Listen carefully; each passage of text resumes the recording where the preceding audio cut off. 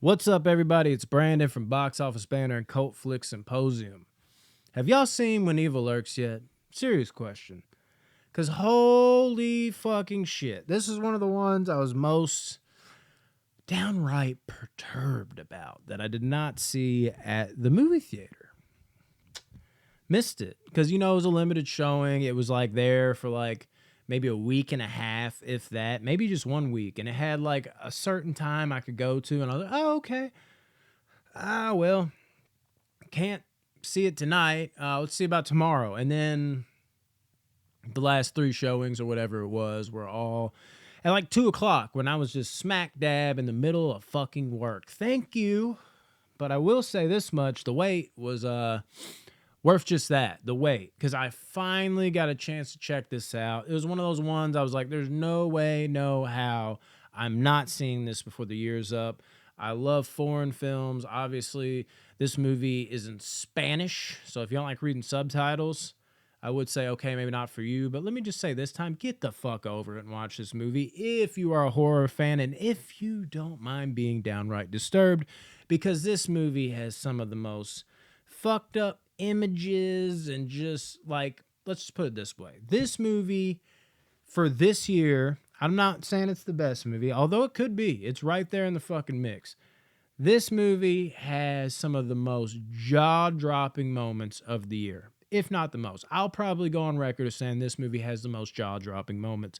Every time you are kind of lulled back to sleep, you're like, okay, all right, I think I can breathe now and calm down.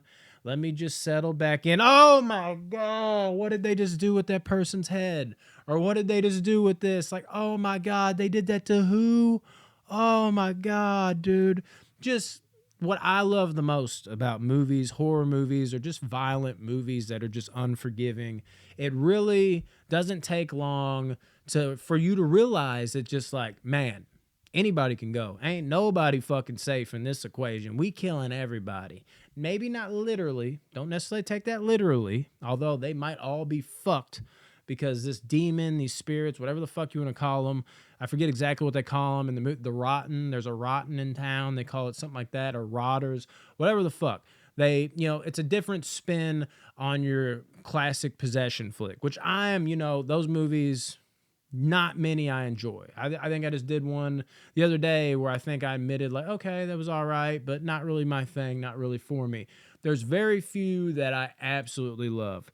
This one definitely jumped into that camp, because not for just the reason that it's very effective and it drops your jaw to the ground, but it does so much more than that, man. It feels original. It feels unique. It feels like its own thing amongst the subgenre, while also kind of bleeding over into other subgenres, because it's not just get out of her, demon, whatever the fuck, whoever's possessed, whatever you want to call it. It's also downright brutal. There is just, I want to say certain stuff, but I'm going to try to just talk around it more, because I think a lot of people, if you're big in the horror community, things like that, have seen this, but I think a lot of people also have not. And you don't want to know too much. I went into this pretty damn blind. I saw the cover. I saw it was highly praised. I saw a few people like me just go bro, ... That's all I could say about it, because their jaws were dropped. And I knew I needed to get my ass in the seats. And I didn't quite do that at the theater, but I did at home, and I did fire it up, like I said. And it did all that and more. There's not one negative thing I can say about this movie. I will say the brutality. Like I said, the brutality is dialed up a lot. So if you're not into feeling uncomfortable, you like a different type of horror movie, obviously there's levels of uncomfortable. Maybe uncomfortable, just oh man, is that a spirit? Maybe you can handle that, but maybe you can't handle the brutality of this movie in terms of blood and gore, the violence and who the violence happens to. Take that how you will. Things like that might fuck you up in a different way. So know who you are.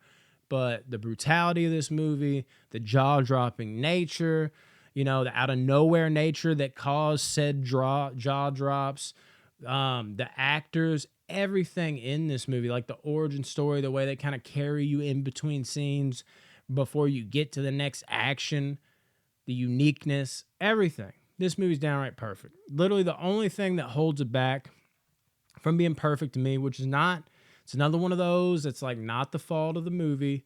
The movie didn't do anything wrong, but it's the lack of someone to root for. The lead character in this movie, and maybe even a couple other characters, made some decisions in this movie that downright frustrated me to my core. But sometimes you'll see shit like that and you're like, why is it written this way? Or like, why the way this is wrote is just fucking stupid. It's called, I think a lot of people don't get enough credit for this. Not in movies, I shouldn't say credit, but a lot of people look at it as like this huge detriment. And I mean, how many times you've probably even done it? Have you been in a movie theater in a tense situation where somebody's like, just shoot him? Or, like, what are you doing? If that was me, not realizing, hey man, this is a high pressure situation. People freeze up in the moment. It's easy to say when you're in the comfort of your own home, drinking hot cocoa, like, I would have shot his ass. Oh, would you have? You've never even shot a gun, bro. You think you're gonna fucking shoot him? Fucking cue the hillbilly watching this right now. Like, I've definitely shot a gun. Okay, maybe you would. Let's cue up another situational that you probably wouldn't do. Or maybe you would do it all, but that's just you, uniquely you. This guy in the movie, his character would never do that. They just wouldn't. Point is I think this movie does lead you into a few moments like that where you're like, oh my God, what are you doing? But at the end of the day, you got to look at it. How's it wrote? How's it play out? Does it fit the character at hand here? Things like that. Those things all add up and it works. But at the same time, there's definitely an element when you have a movie where you're just like cheering on, like you have everything else 10 out of 10 around it.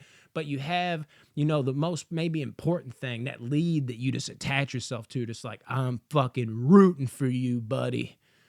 Didn't necessarily have that. That dips it down quite a bit, I'll say.